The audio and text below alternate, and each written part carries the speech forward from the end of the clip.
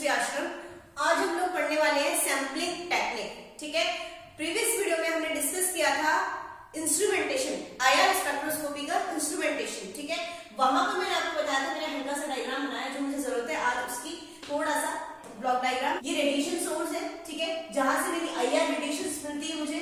ये दोनों दो पार्ट्स के अंदर स्प्लिट हो जाती है। यहाँ पर मिरर लगे हुए हैं, मिरर से रिफ्लेक्ट होकर सीधी जाती है, यहाँ से भी रिफ्लेक्ट होकर सीधी जाती है। इधर होता है मेरा सैंपल, जो पढ़ेंगे आज हम सैंपलिंग टेक्निक, जिसको सैंपल जिसकी स्ट्रक्चर मुझे डिटरमाइन करनी है। ठीक है, कि किसी जैसे मुझे दे दिया कि आपको इसकी स्ट्रक्चर पता करनी है, तो वो मेरे लिए सैंपल हो गया, उसको मैंने यहाँ पुट करती हूँ। और रेफरेंस, ठीक है, एक रेफरेंस होता है जिसकी हेल्प से मुझे सैंपल की स्ट्रक्चर पता चलती है। सैंपल तो वो जिसकी स्ट्रक्चर मुझे पता करनी है, रेफरेंस वो जिसकी हेल्प से पता करनी है। ठीक है, और आगे जब ये आईआर रेडिएशन पास आउट होती है, रेफरेंस से भी पास आउट होती है, सैंपल से भी पास आउट होती है। और आपको पता है कि ये जो सैंपल सेल और रेफरेंस सेल ये किसके बने होने चाहिए? एल्कली मेटल हैलाइड के, एल्कली मेटल हैलाइड्स। ठीक है, एल्कली मेटल कौन कौन होते हैं आपको पता है? Li, Na, K, Rb, Cs। ठीक है, और हैलाइड्स आपको पता है FCl, Bri, FCl, Bri। तो मैं LiF, NaF, NaCl, LiCl कुछ भी ले सकती हूँ, कुछ भी दो कॉम्बिनेशन बना के। ठीक है, मोस्टली हम यूज करते हैं LiF और NaCl का यूज करते हैं मोस्टली। ठीक है, क्यों? सैंपल और रेफरेंस सेल इनके बने होने चाहिए। क्यों? क्योंकि ये कंटेनर है जहां पर रेफरेंस और सैंपल को रख रहे हैं, उसको सेल बोलते हैं, उस कंटेनर को। तो किसके बने होने चाहिए? इनके बने होने चाहिए, एल्कली मेटल हैलाइड्स के। क्यों? क्योंकि ये आईआर रेडिएशंस के लिए ट्रांसपेरेंट होते हैं, मतलब आईआर रेडिएशंस को अब्सॉर्ब नहीं करते। ठीक है, आईआर रेडिएशन अब्सॉर्ब नहीं करते, सीधा उसको पास आउट कर देते हैं, सीधा जाने देते हैं सैंपल के पास। ठीक है, क्योंकि अगर ये आईआर रेडिएशन अब्सॉर्ब कर लेंगे तो इनकी भी कुछ पीक्स आ जाएंगी, कुछ आईआर सिग्नल आ जाएंगे, तो फिर हमें कॉम्प्लिकेसी हो जाएगी, मतलब जो ग्राफ है स्पेक्ट्रम है वो कॉम्प्लिकेटेड हो जाएगा, तो मुझे जो स्पेक्ट्रम है उसको पता करने में प्रॉब्लम आएगी। ठीक है, तो सैंपल सेल और रेफरेंस सेल इनका बना होना चाहिए एल्कली मेटल हैलाइड्स का, ताकि वो आईआर रेडिएशंस को अब्सॉर्ब ना करें। ठीक है, उनके लिए ट्रांसपेरेंट हो। क्लियर? और रेफरेंस के रूप में मोस्टली एल्कली मेटल हैलाइड्स का ही यूज करते हैं। ठीक है, रेफरेंस वो होते हैं जिनकी हेल्प से सैंपल की स्ट्रक्चर पता चलती है, तो रेफरेंस भी मोस्टली एल्कली मेटल हैलाइड्स ही होती है। ठीक है, अब मैंने आपको प्रीवियस वीडियो में भी समझाया था कि जो सैंपलिंग होती है, मतलब जो सैंपल हम लेते हैं यहाँ पर, या तो ये सॉलिड फॉर्म में हो सकता है, या लिक्विड फॉर्म में हो सकता है, या गैसेस फॉर्म में हो सकता है, या सॉल्यूशन फॉर्म में हो सकता है। ठीक है, ये सैंपल है मेरा, वो किसी भी फॉर्म में हो सकता है, सॉलिड, लिक्विड, गैस या सॉल्यूशन फॉर्म में। ठीक है, इसी चीज को बोलते हैं सैंपलिंग टेक्निक। मतलब मैं जो सैंपल ले रही हूँ वो किस फॉर्म में ले रही हूँ, यहाँ पर उसी को बोलेंगे सैंपलिंग टेक्निक। सॉलिड फॉर्म में है कि लिक्विड में है कि गैस में है, उसको सैंपलिंग टेक्निक बोलते हैं। मैंने आपको प्रीवियस वीडियो में समझाया था कि जो मेरा आईआर स्पेक्ट्रा आता है, जो आईआर सिग्नल्स आते हैं, आईआर जो स्पेक्ट्रा आता है, ठीक है, वो आईआर स्पेक्ट्रा में, जैसे मान लीजिए मैंने कार्बोक्सिलिक एसिड कर लिया। ठीक है, तो कार्बोक्सिलिक एसिड का लिखोगे आप IR spectra of carboxylic acid, लेकिन आपको साथ ही साथ में फेज बताना भी जरूरी है कि इन सॉलिड, इन लिक्विड या गैसियस सॉल्यूशन कौन सी फेज में आपने लिया है, सॉलिड फॉर्म में लिया है, लिक्विड में लिया है, कौन सी फॉर्म में लिया है आपने। क्यों?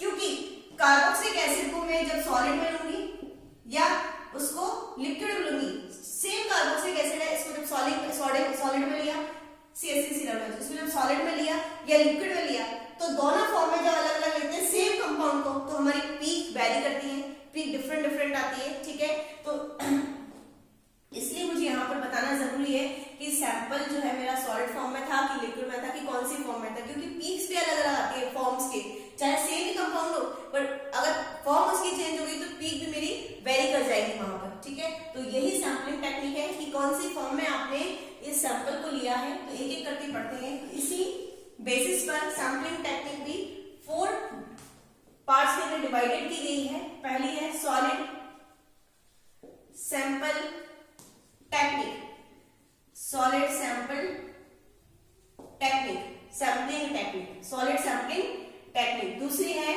Liquid sampling technique. थर्ड है गैस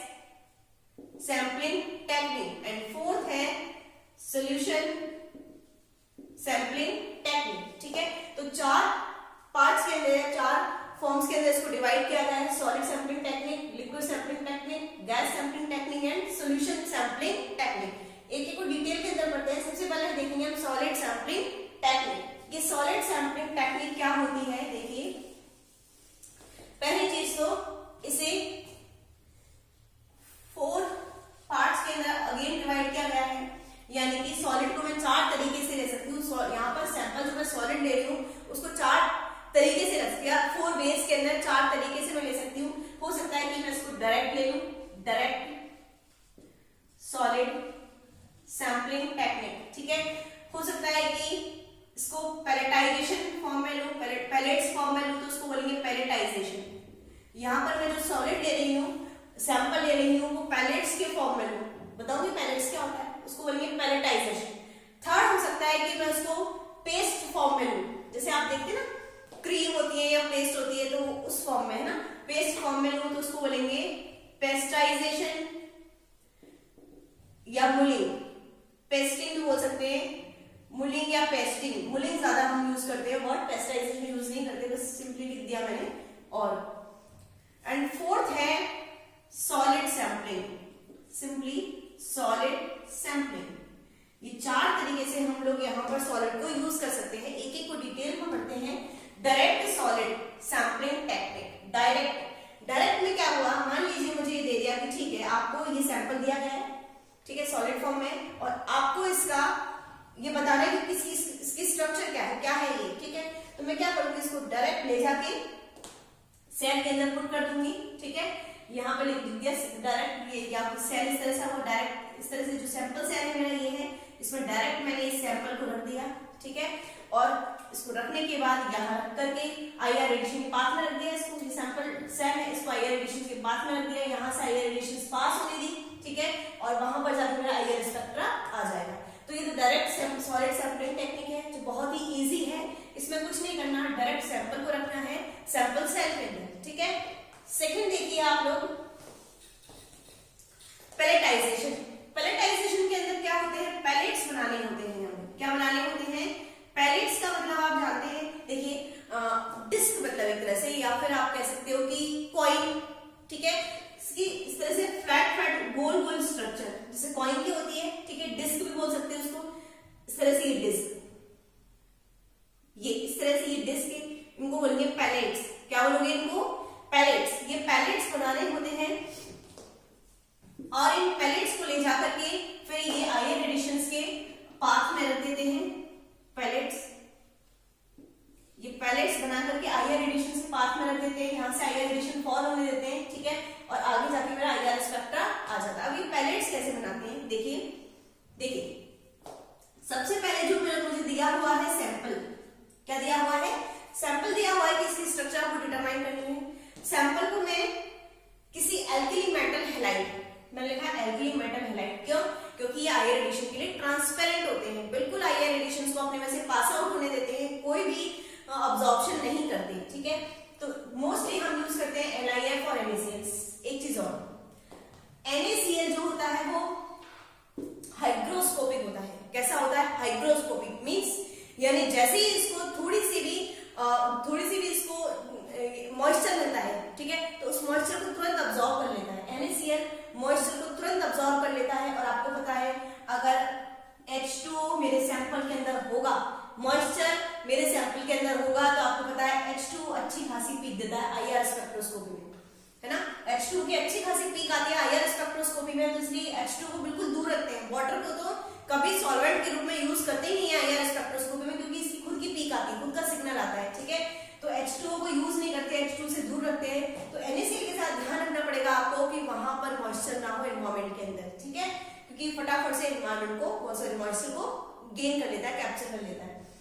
अगर सॉल्वेंट के अंदर गलती, मतलब सॉल्वेंट के अंदर आप ये सोचो, सॉल्वेंट नहीं सॉरी, जो सैंपल है, ठीक है, जिसकी स्ट्रक्चर आपको डिटरमाइन करनी है, अगर सैंपल के अंदर किसी फॉर्म में मान लीजिए वाटर प्रेजेंट है, ठीक है, और आपको उसकी स्ट्रक्चर डिटरमाइन करना है, ठीक है, तब मैं वहां पर कैल्शियम फ्लोराइड का यूज कर सकती हूँ, क्योंकि ये थोड़ी सी जो है वाटर या मॉइस्चर को क्या कर लेता है, अब्सॉर्ब कर लेता है, कैल्शियम फ्लोराइड। ठीक है, तो अगर वहां पर वाटर किसी फॉर्म में प्रेजेंस है तो मुझे कैल्शियम फ्लोराइड को भी लेना पड़ेगा, मतलब को लेना पड़ेगा। ठीक है, आगे बात समझ में। कैल्शियम फ्लोराइड तब जब मॉइस्चर को या एनवायरमेंट के अंदर कहीं भी कैसे भी करके मॉइस्चर अगर प्रेजेंट है या जो मेरा सैंपल है उसके अंदर वाटर है किसी फॉर्म में, ठीक है, तब मैं क्या करूंगी, कैल्शियम फ्लोराइड को काम में लूंगी। ठीक है, अब मैंने क्या किया, सैंपल लिया, सैंपल के साथ में मैंने एल्कली मेटल हैलाइड, जैसे मान लीजिए मैं LiF या NaCl ले लूंगी, कुछ भी ले लिया दोनों में से।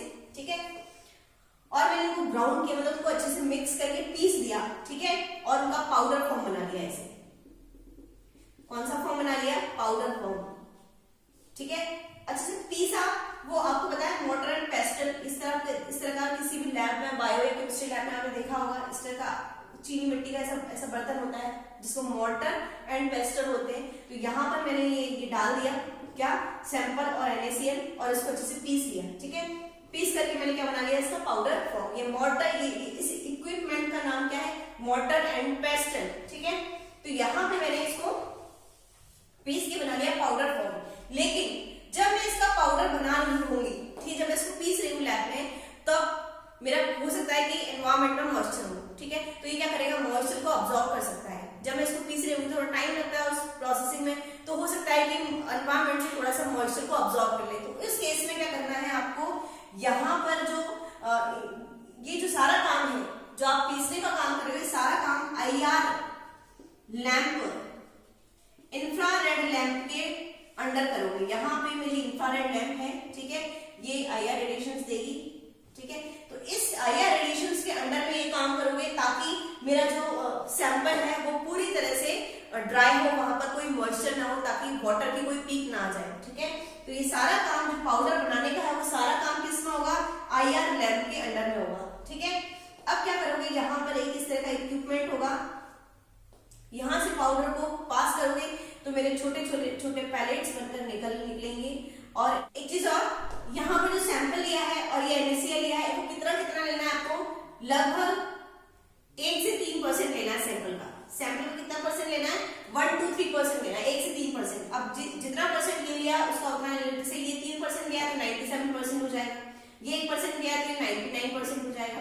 तो इस फॉर्म में या इस रेशियो में हमको लेना है सैंपल और LiF को या NaCl को, कि इसका 1 से 3% हो और इसका जो बचा हुआ परसेंटेज है वो इसका हो। ठीक है, ये पैलेट्स बन गए।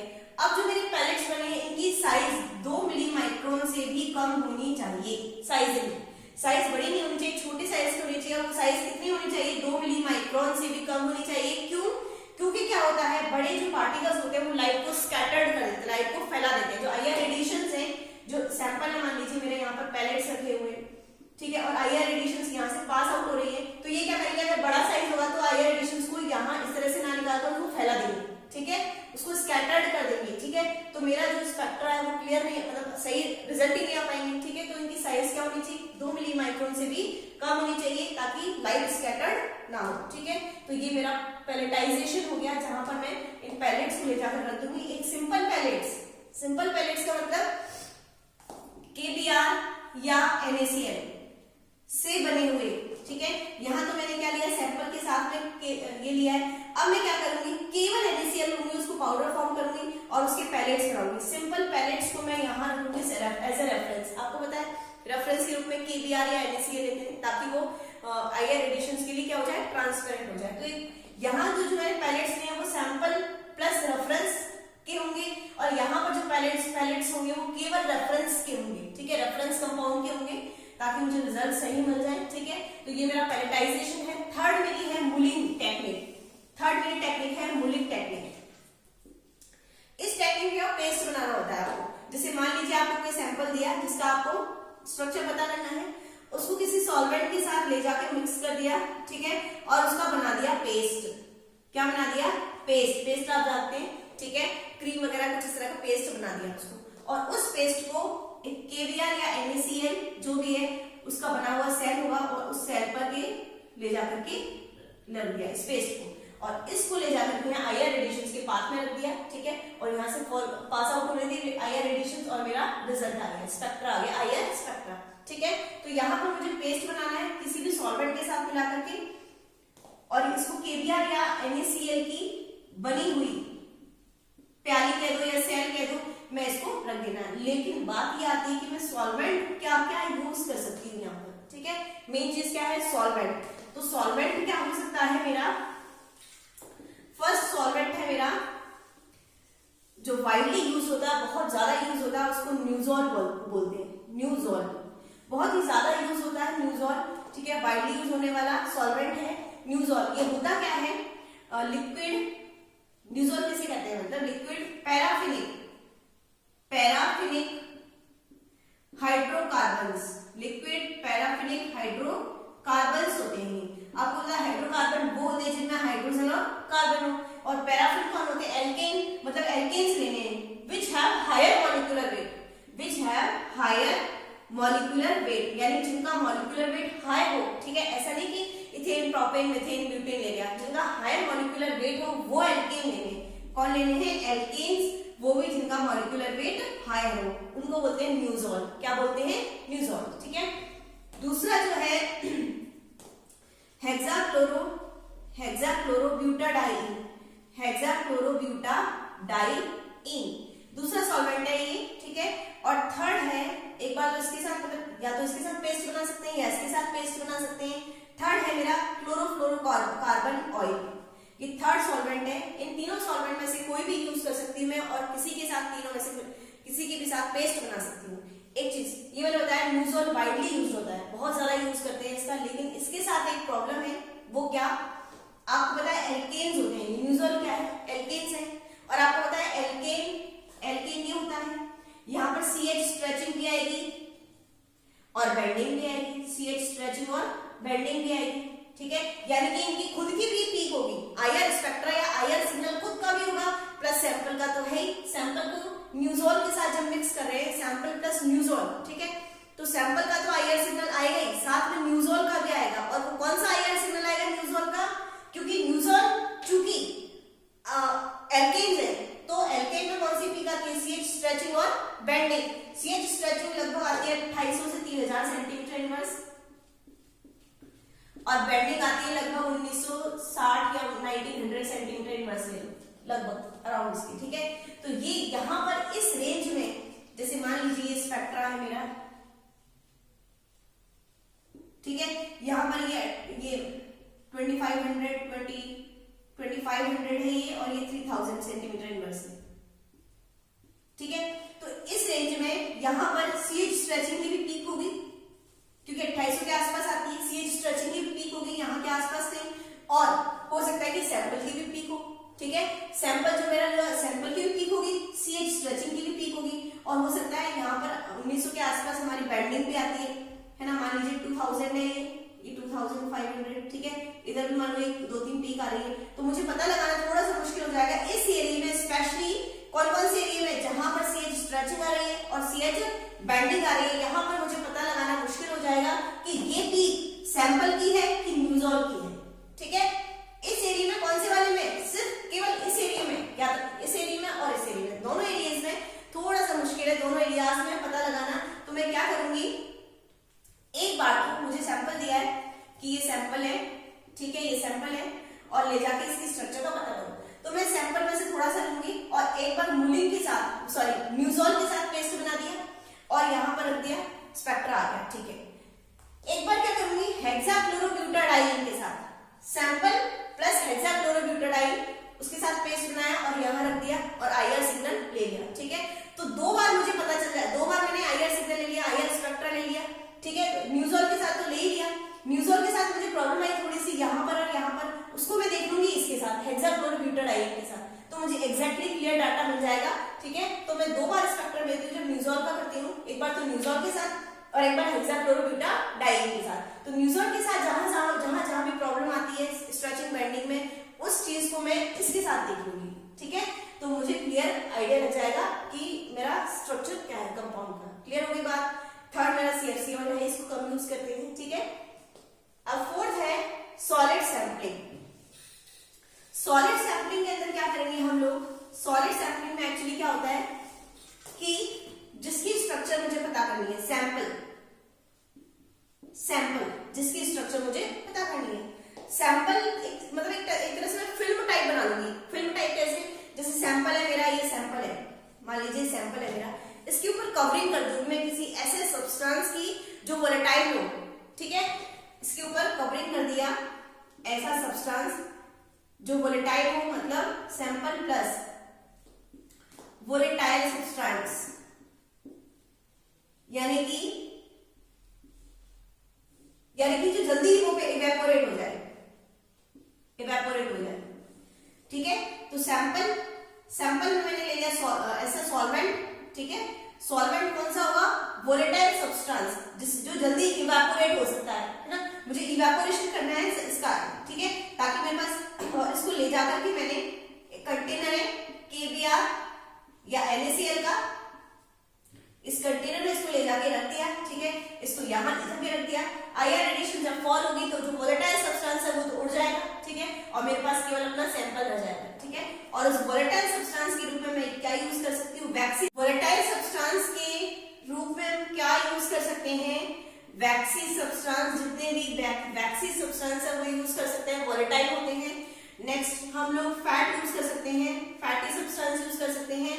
नेक्स्ट हम लोग पॉलीमर भी यूज कर सकते हैं एज ए वोलेटाइल सब्सटेंस, जिनकी मेरे सैंपल के ऊपर कवरिंग करनी होती है, तो इनमें से मैं कोई भी यूज कर सकती हूँ, ठीक है। मैं यहाँ पर मेरा सॉलिड सैंपलिंग टेक्निक, उसके बाद देखते हैं liquid sampling technique. Liquid sampling technique के अंदर क्या करते हैं हम लोग, एक फिल्म टाइप बना लेते हैं, अगेन एक फिल्म टाइप बना लेते हैं। फिल्म टाइप कैसे, वहां एक कॉइन टाइप स्ट्रक्चर लेंगे या प्लेट कह सकते हैं, ठीक है, प्लेट कह सकते हो या कॉइन कह सकते हो या डिस्क कह सकते हो, कॉइन टाइप स्ट्रक्चर होगी ये, ठीक है। और मुझे जो लिक्विड सैंपल दिया हुआ है जिसकी मुझे स्ट्रक्चर डिटरमाइन करनी है, उस लिक्विड ड्रॉप को यहाँ मैंने डाला, ठीक है, और अगेन इसके ऊपर वैसा का वैसा दूसरा कॉइन रख दिया, ठीक है। आप इस तरह से कह सकते हो, बीच में लिक्विड है, ठीक है, यानी कि आप लोगों ने बिस्किट्स, क्रीम बिस्किट्स खाए होंगे, बर्गर बिस्किट्स के बीच में कुछ मटेरियल रहता है, बर्गर में भी 2 पाव के बीच में मटेरियल रहता है, ठीक है। तो उसी तरह क्या होगा, मेरे 2 प्लेट्स के बीच में मेरी वो लिक्विड रहेगा, उसको हम फिल्म टाइप स्ट्रक्चर भी कह सकते हैं, फिल्म बन गई है ना। अब क्या होगा, ये जो प्लेट्स है वो KCl, ऑब्वियसली KCl या KBr बोल सकते हो, KBr या NaCl की बनी होगी, ठीक है। ये लिक्विड है, 2 मैंने प्लेट्स के बीच में लिक्विड डाल दिया, ये प्लेट्स किसकी बनी होंगी, KBr या NaCl की बनी होंगी, ठीक है। और ये जो प्लेट है या 2 प्लेट है, उनके बीच की जो मोटाई है वो कितनी होनी चाहिए, 0.1 से 0.3 mm से ज्यादा नहीं होनी चाहिए, मतलब इस रेंज में इसकी मोटाई बहुत ही थिन होता है या ये, ठीक है, 0.1 से 0.3 mm के बीच की इसकी मोटाई होनी चाहिए। ये प्लेट्स KBr या NaCl की बनी होती है, इसको ले जाकर के यहाँ पर पुट कर देते हैं, IR रेडिएशन फॉल होने देते हैं और मेरा लास्ट में IR स्पेक्ट्रम आ जाता है, ठीक है। तो फिल्म टाइप बन जाती है इसके अंदर। अगर मान लीजिए लिक्विड के अंदर कहीं भी किसी तरह से वाटर है, मॉइस्चर एज अ मॉइस्चर कहीं भी, तो फिर आपको बता रखा है मैंने, कैल्शियम क्लोराइड आप यूज कर सकते हैं इन प्लेट्स पर, इन प्लेट्स की एज ए प्लेट्स, ठीक है। आगे बात समझ में आता है। नेक्स्ट हम देखेंगे gas sampling technique. Gas sampling technique में क्या होगा, गैस हो गया ऑब्वियस है, और गैस को खुले कंटेनर में तो रख नहीं सकते, तो फिर एक कंटेनर होगा जिसको बोलेंगे गैस सेल, ठीक है। क्या बोलोगे, गैस सेल। तो मैंने गैस सेल लिया, यहाँ पर इसका क्या है, ढक्कन लगा हुआ है, ऑब्वियसली ढक्कन लगाना पड़ेगा क्योंकि गैस को वहां पर बंद रखने के लिए गैस है, गैस सैंपल है जिसका मुझे स्ट्रक्चर डिटरमाइन करना है, गैस फॉर्म में है वो, ठीक है। और इसकी जो लंबाई है या लेंथ है वो 10 सेंटीमीटर से ज्यादा नहीं होनी चाहिए, मतलब 10 सेंटीमीटर के आसपास इसकी लेंथ होती है। और इसको ले जाके रख देते हैं यहाँ पर IR रेडिएशन के पाथ में, जहां पर IR रेडिएशन फॉल होती है और मुझे IR स्पेक्ट्रा मिलता है, ठीक है। लेकिन ये गैस सैंपलिंग टेक्निक थोड़ी कम यूज आती है क्योंकि इस टेक्निक से बहुत सारा कंपाउंड्स के स्ट्रक्चर को हम डिटरमाइन नहीं कर पाते, केवल कुछ ही कंपाउंड ऐसे हैं जिनकी स्ट्रक्चर में इस टेक्निक से डिटरमाइन कर पाऊंगी, ठीक है। नेक्स्ट है मेरा solution sampling technique. It is most convenient method, बहुत ही आसान तरीका है, सबसे ज्यादा यूज आने वाला तरीका है ये सॉल्यूशन सैंपलिंग टेक्निक, बहुत वाइडली यूज आता है। सॉल्यूशन सैंपलिंग टेक्निक में क्या करते हैं, हम सॉल्यूशन फॉर्म लेते हैं, यहाँ पर सॉल्यूशन फॉर्म लेते हैं, मतलब मेरे पास सैंपल होगा जिसकी स्ट्रक्चर मुझे डिटरमाइन करनी है, सैंपल प्लस सॉल्वेंट यहाँ लूंगी मैं, ठीक है, और दोनों को मिला के क्या बना लूंगी, सॉल्यूशन। और उस सॉल्यूशन का 1 से 3% इतना परसेंट सॉल्यूशन का जो बना सॉल्यूशन इतना उसका परसेंट दे करके यहाँ पर पुट कर दूंगी, ठीक है, और यहाँ से आईआर एडिशंस को पास आउट होने देंगे, ठीक है। तो इतना 1 से 3% लेना है अपना सॉल्यूशन। अब बात आती है सॉल्वेंट की, सॉल्वेंट कौन सा यूज करते हैं। देखिए सॉल्वेंट ऐसा होना चाहिए क्योंकि सैंपल क्या करेगा, आईआर रेडिएशन को ऑब्जॉर्व करेगा और मेरा आईआर सिग्नल देगा, जिसका सिग्नल को देखकर मैं उसके स्ट्रक्चर को पता लगा लूंगी। लेकिन सैंपल के साथ मैंने सॉल्वेंट और मिक्स कर दिया, सैंपल प्लस सॉल्वेंट। अब वो सॉल्वेंट ऐसा होना चाहिए जो आईआर सिग्नल ना दे, क्योंकि सॉल्वेंट भी सिग्नल देगा, सैंपल भी सिग्नल देगा, तो जो मेरा आईआर स्पेक्ट्रा बहुत कॉम्प्लिकेटेड हो जाएगा, स्ट्रक्चर पता ही नहीं चल पाएगी। तो ये सॉल्वेंट ऐसा होना चाहिए जो आईआर सिग्नल ना दे, ठीक है। और आपको पता है जो आईआर सिग्नल नहीं देते, आईआर सिग्नल जो नहीं देते वो क्या कहलाते हैं, आईआर इनएक्टिव। मैं इसको पहले लास्ट वीडियो में भी करवा चुकी हूँ, प्रीवियस वीडियो में आईआर एक्टिव और नॉन एक्टिव कंपाउंड मैंने एक अलग से वीडियो बनाया हुआ है। जो आईआर सिग्नल नहीं देते वो आईआर इनएक्टिव कंपाउंड कहलाते हैं, आईआर इनएक्टिव कंपाउंड कहलाते हैं, ठीक है। जो आईआर सिग्नल नहीं देते वो आईआर इनएक्टिव कंपाउंड कहलाते हैं, ठीक है। अब कैसे पता चलेगा आईआर इनएक्टिव कौन सा है, जिनका डाइपोल मोमेंट या म्यू कह सकते हो 0 हो, ठीक है। डाइपोल मोमेंट या म्यू 0 हो, यानी कि जो कंपाउंड नॉन पोलर हो, उसमें पोलैरिटी नहीं होनी चाहिए। कैसा होना चाहिए, नॉन पोलर कंपाउंड होना चाहिए। उसको हम एज ए सॉल्वेंट यूज कर सकते हैं, क्योंकि जो नॉन पोलर होगा जिसका म्यू 0 होगा वो आईआर इनएक्टिव होगा, और आईआर इनएक्टिव है तो आईआर सिग्नल नहीं देगा, और जब आईआर सिग्नल नहीं आएगा इसका तो मेरा केवल सिग्नल आएगा सैंपल का, और उस सैंपल का मैं स्ट्रक्चर आराम से फाइंड आउट कर सकती हूँ, ठीक है।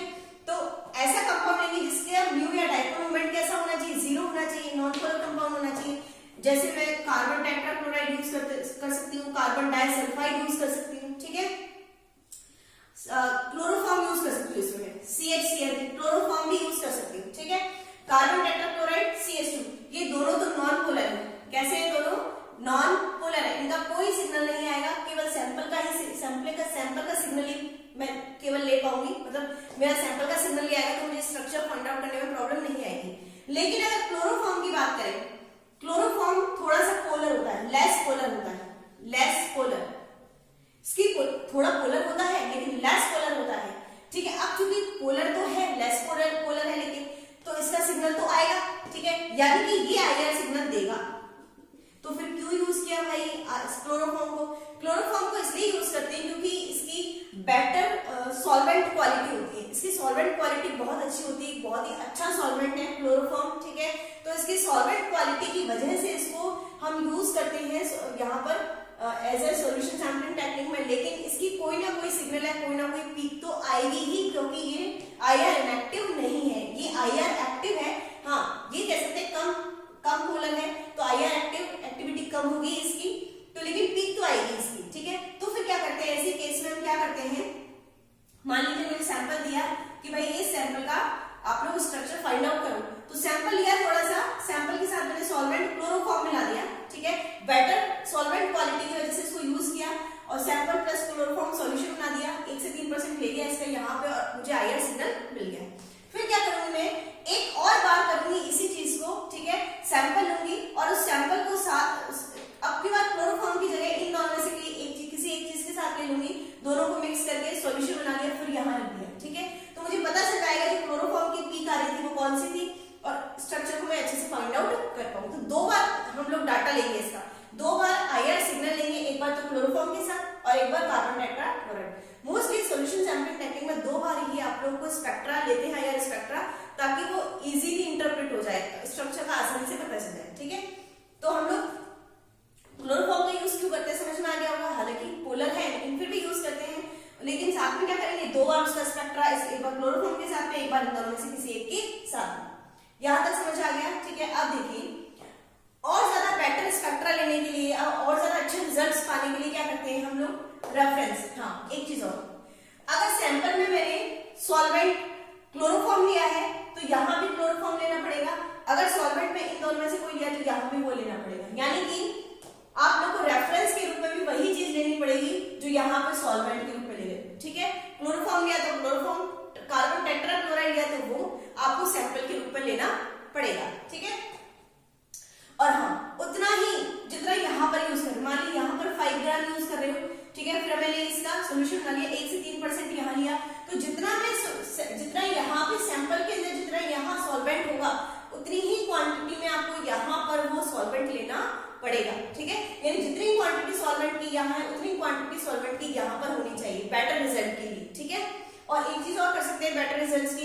जो रेफरेंस है इसको पास में ले सकते हैं और सैंपल को थोड़ा दूर, आईआर एडिशन से थोड़ा पास में ले सकते हैं रेफरेंस को थोड़ा सा इधर और सैंपल को थोड़ा सा हम लोग दूर खिसका कर। अगर आईआर स्पेक्ट्रा ले तो बेटर रिजल्ट्स आते हैं, अगर रेफरेंस को पास में और थोड़ा सा कंपैरेटिवली सैंपल सेल को थोड़ा सा दूर कर दे तो बेटर रिजल्ट्स मिलेंगे। ठीक है, तो ये सॉल्यूशन सैंपलिंग टेक्निक है जिसके अंदर हम सॉल्वेंट यूज करते हैं। इन तीनों में से, इनमें से जो भी नॉन एक्टिव है, मतलब आईआर इनएक्टिव है, वो हम यूज कर सकते हैं। ठीक है, जो भी आईआर सिग्नल नहीं देते हैं, नॉन पोलर है। ठीक है, मोस्टली ये सब्सटेंस यूज करते हैं। क्लोरोफॉर्म के साथ बताइए इस केस के साथ मुझे क्या करना है। ठीक है, तो ये आज हमारी हुई solution sampling technique. IR spectroscopy खत्म हो चुकी है।